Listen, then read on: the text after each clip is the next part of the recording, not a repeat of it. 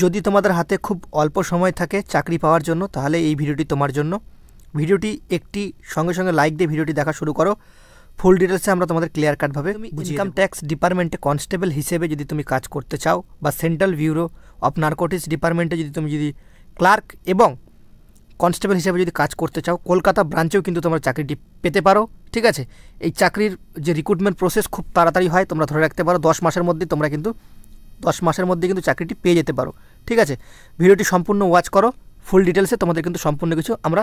বন্ধুরা, তোমরা দেখছো তোমাদের ইউটিউব চ্যানেল মা অনলাইন পয়েন্ট। এই চাকরিতে শুধুমাত্র তোমরা মাধ্যমিক পাশে আবেদন করতে পারবে, পুরুষ এবং মহিলা উভয় আবেদন করতে পারবে। প্রায় শূন্যপদ তোমাদের কিন্তু 8000 প্লাস রয়েছে। ঠিক আছে, এখানে তোমাদের হচ্ছে যে ইনকাম ট্যাক্স ডিপার্টমেন্টগুলো যেগুলোতে রয়েছে সেই ডিপার্টমেন্টগুলোতে কনস্টেবল হিসেবে তোমাদের কাজ করতে হবে। খুবই ভালো চাকরি তোমাদের। আর ক্লার্ক পদে তোমাদের কিন্তু নিয়োগ করা হবে। দেখে নাও তোমাদের এখানে যে ভ্যাকেন্সিগুলো যে রয়েছে, ভ্যাকেন্সি অফিসিয়াল ওয়েবসাইটের লিস্টটি এখনও প্রকাশিত হয়নি। 17ই জানুয়ারি 2023 সালে তোমাদের লিস্টটি প্রকাশিত হবে। জাস্ট তোমাদের বলে দিই কারা কারা আবেদন করতে পারবে, কী বিস্তারিত নিয়োগ প্রক্রিয়া থাকবে সেটা আমি তোমাদের বলে দিই। এবার নিয়োগ প্রক্রিয়ায় একটু কিন্তু চেঞ্জেস হতে পারে সিলেবাসে। ঠিক আছে, তো তোমাদের বলে দিই মাধ্যমিক পাশে তোমরা আবেদন করতে পারবে, কোনো রকম দ্বিধা নেই। ঠিক আছে, এখানে তোমাদের কিন্তু নন মিনিস্ট্রিয়াল বা নন গ্যাজেটেড পোস্ট পাবে, যেটা তোমাদের central bureau of narcotics department থাকবে। আর হচ্ছে সেন্ট্রাল বোর্ড অফ যে ইনডাইরেক্ট ট্যাক্স অ্যান্ড কাস্টমার, সেখানে কিন্তু তোমাদের রিক্রুটমেন্ট করা হবে। কলকাতা ব্রাঞ্চেও তোমরা কিন্তু চাকরিটি পেতে পারো। ঠিক আছে, ওয়েস্ট বেঙ্গলে যে সমস্ত চাকরি প্রার্থী রয়েছে তোমরা এখনও চোখ কান খুলে এই এসএসসি রিক্রুটমেন্ট বোর্ডের জন্য চেষ্টা করো। তোমাদের চাকরি আমি তোমাদের গ্যারান্টি দিচ্ছি 1 থেকে 1.5 বছরের মধ্যে তোমাদের একটি চাকরি হয়ে যাবে। স্টাফ সিলেকশন কমিশন, ঠিক আছে, এটা রাজ্য সরকার না, কিন্তু central government staff selection commission, যার full form staff selection commission, short form হচ্ছে এসএসসি। ওকে, তো এই নিয়োগ প্রক্রিয়ার ক্ষেত্রে তোমাদের এর আগের বারে ভ্যাকেন্সি প্রায় কিন্তু অনেকটি ছিল, তো অনেকজন চাকরিও পেয়েছে। এখানে দেখো তোমাদের এখানে যে সিলেবাস কী থাকে সেটা তোমাদের জাস্ট দেখিয়ে দেবো। তোমাদের পশ্চিমবঙ্গের যে কোনো জেলার চাকরি প্রার্থীরা আবেদন করতে পারবে। তোমাদের এজের যে ক্যালকুলেশন এটা 2022 রয়েছে, এখানে 2023 হবে। ওকে, 01/01/2023 অনুযায়ী তোমাদের কিন্তু যদি 18 থেকে 27 বছর বয়স থেকে থাকে তাহলে তুমি কিন্তু আবেদন করতে পারবে। ওকে, 18 থেকে 27 বছর হলে তুমি নির্দ্বিধায় আবেদন করতে পারছো। তার সাথে এসসি এসটি ওবিসিদের কিন্তু বিশেষ যে ছাড়গুলো থাকে, যেরকম তোমাদের এসসি এসটি 5 বছর, ওবিসিরা কিন্তু 3 বছরের ছাড় এখানে পাবে। ঠিক আছে, তারপর আমরা যদি স্ক্রল ডাউন করে যাই পরের পার্টে, এখানে কোয়ালিফিকেশনের ক্ষেত্রে তোমরা দেখে নাও, একবার তোমাদের দেখিয়ে দিই। The candidates must have passed matriculation, মানে মাধ্যমিক পাস বা 10 ক্লাস পাস হলে তোমরা আবেদন করতে পারবে। কোনো রকম পার্সেন্টেজের কিন্তু কোনো রকম কড়াকড়ি তোমাদের এখানে থাকবে না। ঠিক আছে, এখানে তোমাদের অনলাইন অ্যাপ্লাইয়ের যে ওয়েবসাইট সেটা তোমরা দেখতে পাচ্ছ, https://ssc.nic.in। এই যে এখানে তোমরা 17ই জানুয়ারি থেকে তোমরা কিন্তু ফর্মটি ফিল আপ করতে পারবে, 17ই জানুয়ারি থেকে। ঠিক আছে, অফিসিয়াল ওয়েবসাইটে নোটিশটি বেরোবে, সেদিন থেকে তোমরা ফর্মটি ফিল আপ করতে পারবে। ওকে, আর তোমাদের এখানে বলে দিই বিস্তারিত, তোমাদের 100 টাকা চার্জেস লাগবে অনলাইন আবেদন করতে গেলে, শুধুমাত্র ওবিসি প্রার্থী এবং ইউআর ক্যাটাগরি প্রার্থীদের জন্য। ওকে, আর এসসি এসটি ফিমেল প্রার্থীদের ক্ষেত্রে কোনো রকম চার্জেস কিন্তু লাগবে না।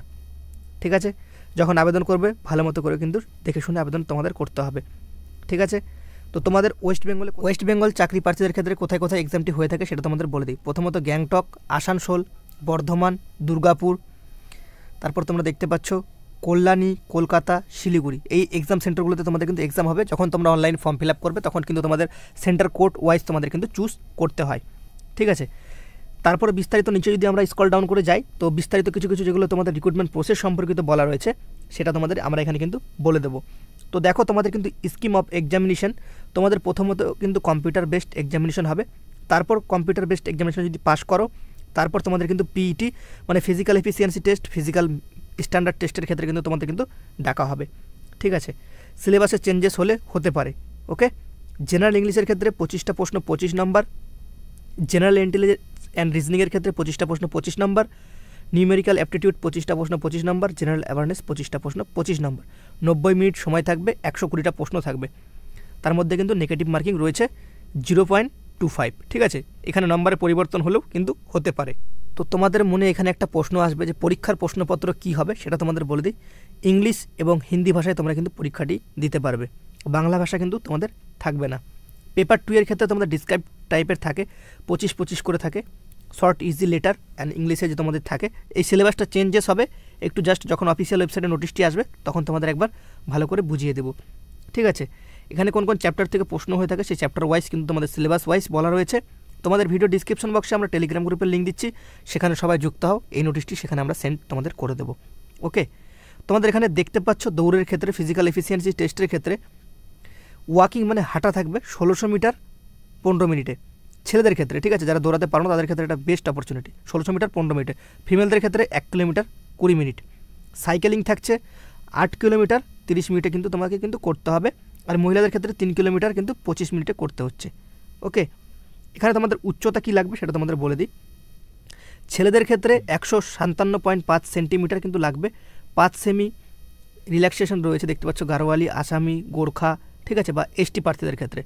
আর 76 থেকে 76 সেন্টিমিটার তোমার বুকের ছাতি রাখতে হবে নর্মালি, আর 5 সেমি তোমাকে ফলানোর কিন্তু ক্ষমতা রাখতে হবে।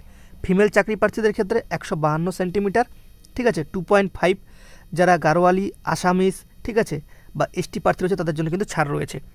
নিম্নে তোমাদের 48 কেজি ওজন লাগবে মহিলাদের ক্ষেত্রে, আর 2 কেজি ওজনে ছাড় রয়েছে যে সমস্ত চাকরি প্রার্থীদের কথা আমি তোমাদের এখানে বললাম সেগুলোর ক্ষেত্রে।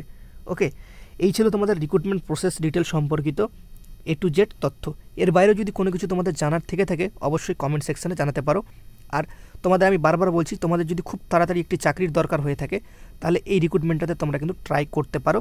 দেখবে 2022 সালের রিক্রুটমেন্ট প্রসেস কিন্তু এখন অলরেডি ফুলফিলভাবে কমপ্লিট, শুধুমাত্র অ্যাপার্টমেন্ট বা জয়েনিং হওয়ার তাগিদে কিন্তু চাকরি প্রার্থীরা বসে রয়েছে। ওকে, তো 1 বছরের মধ্যে তোমাদের কিন্তু এই চাকরি রিক্রুটমেন্ট ফুলফিল করে দিচ্ছে সরকার। তো এটা একটা বিগ অপরচুনিটি, যে সমস্ত চাকরি প্রার্থীরা চাকরির জন্য প্রিপারেশন নিচ্ছ, এখন থেকে প্রিপারেশন না নিলে কিন্তু পরবর্তী ক্ষেত্রে তোমরা কিন্তু পাস করতে পারবে না। জানুয়ারিতে ফর্ম ফিল আপ, ফেব্রুয়ারিতে ফর্ম ফিল আপ শেষ, তোমাদের কিন্তু এপ্রিলেই কিন্তু তোমাদের যে সিবিটি টেস্ট সেটা কিন্তু অনুষ্ঠিত হয়ে যাচ্ছে। ঠিক আছে, সবাই ভালো থেকো, সুস্থ থেকো, জয় হিন্দ, জয় ভারত, বন্দে মাতরম।